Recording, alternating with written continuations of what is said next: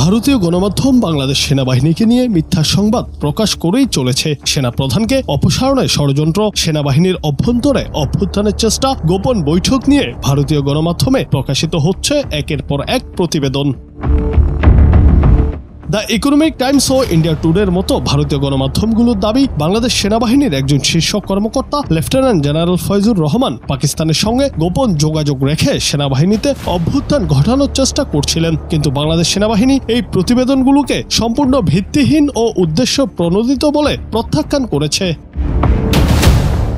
India today দাবি করেছে, সেনাবাহিনীর quarter master general Faizur Rahman সেনাপ্রধান ওয়াকারুজ্জামানকে অপসারণ করে নিজে সেই পদ দখল করতে চেয়েছিলেন। তার এই পরিকল্পনায় সমর্থন পাওয়ার জন্য তিনি গোপনে বিভাগীয় কমান্ডারদের সঙ্গে বৈঠক করেছিলেন। এমনকি জামাতপন্থী নেতাদের এবং পাকিস্তানি কূটনীতিকদের সঙ্গেও তার গোপন মিটিং হয়েছে বলে দাবি করা হয়। তবে ভারতীয় গণমাধ্যমগুলোর দাবি, এই অভ্যুত্থানের চেষ্টা ব্যর্থ হয়, কারণ সেনাপ্রধান বিষয়টি আগে ভাগেই ধরে ফেলেন এবং ঊর্ধ্বতন কর্মকর্তাদের সতর্ক করেন। এমন এক সময় এই প্রতিবেদন প্রকাশ করা হলো যখন বাংলাদেশ রাজনৈতিক অস্থিরতার মধ্য দিয়ে যাচ্ছে। সাম্প্রতিক সময়ে শেখ হাসিনার পরিবারের সম্পত্তির ওপর হামলা, বঙ্গবন্ধুর বাড়িতে ভাঙচুর এবং আইন শৃঙ্খলার অবনতির মধ্যেই সেনাবাহিনীকে ঘিরে এমন সংবাদ প্রকাশ করল ভারতীয় গণমাধ্যম।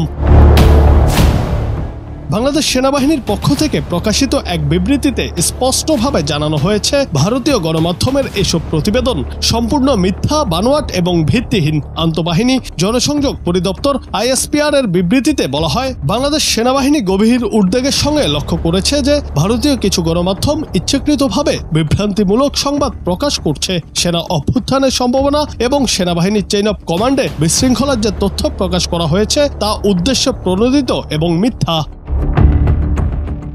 যখন দেশের অভ্যন্তরে রাজনৈতিক উত্তেজনা তুঙ্গে, তখন সেনাবাহিনীকে নিয়ে ভারতীয় গণমাধ্যমের এমন খবর কি নিছক কাকতালীয়, নাকি এর পেছনে রয়েছে একটি সুপরিকল্পিত চক্রান্ত?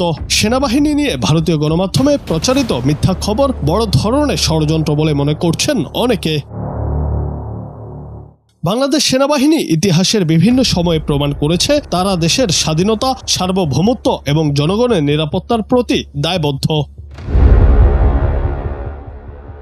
জুনায়েদ আহমেদ, বাংলা টিভি।